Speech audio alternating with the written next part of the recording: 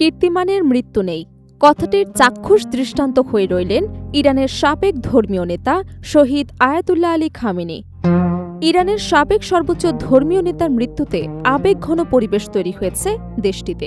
তিনি প্রমাণ করে দিলেন, কর্মের মধ্য দিয়েই বেঁচে থাকে মানুষ।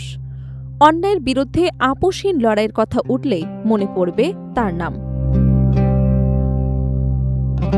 কেননা প্রাণ দিলেও অন্যায়ের কাছে হার মানতে দেখা যায়নি কখনোই। কিংবদন্তি এই নেতার শেষ বিদায়কে চিরস্মরণীয় করার প্রস্তুতি নিচ্ছে ইরান। ধারণা করা হচ্ছে, ইসলামী বিপ্লবকে ধারণ করা নেতার শেষ জানাজায় ভিড় করবেন অসংখ্য মানুষ, আর এই সংখ্যাটি 2 কোটির ঘরে গিয়ে পৌঁছাতে পারে বলে ধারণা করছেন ইরানি প্রশাসন। আর সেই মুহূর্ত বিশ্বের সামনে তুলে ধরতে বিভিন্ন দেশ থেকে আসছেন প্রায় 600 আন্তর্জাতিক সাংবাদিক ও গণমাধ্যম কর্মী।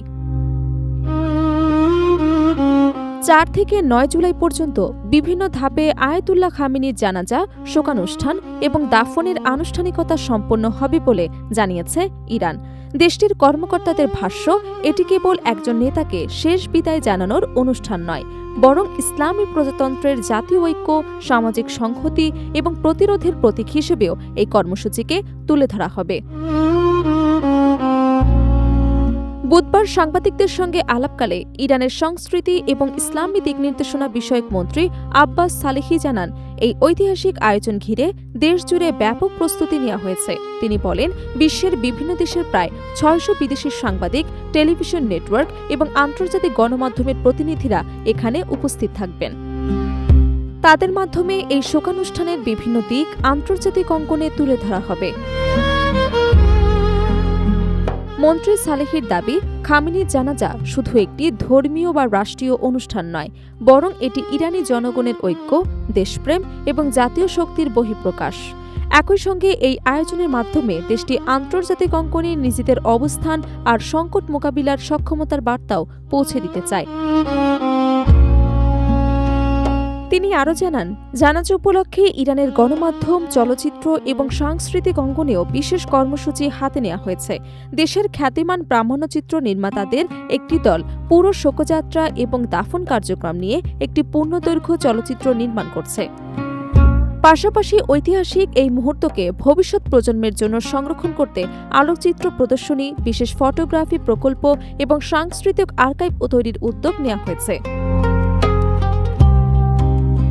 ইরানি কর্মকর্তাদের তথ্য অনুযায়ী আগামী সোমবার পর্যন্ত জানাজার আনুষ্ঠানিক কর্মসূচি চলবে। এর মধ্যে রাজধানী তেহরানে প্রায় 10 কিলোমিটার দীর্ঘ শোকযাত্রার আয়োজন করা হয়েছে, যেখানে লাখো মানুষের অংশগ্রহণের আশা করা হচ্ছে। বিভিন্ন প্রদেশ থেকেও মানুষের ঢল নামবে বলে ধারণা করছে কর্তৃপক্ষ।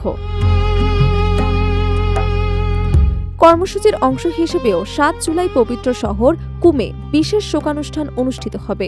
এরপর 8 জুলাই ইরাকের স্মরণসভা এবং ধর্মীয় কর্মসূচির আয়োজন করা হবে এবং সর্বশেষ 9 জুলাই মাশহাদে দাফনের আনুষ্ঠানিকতা সম্পন্ন হবার কথা রয়েছে।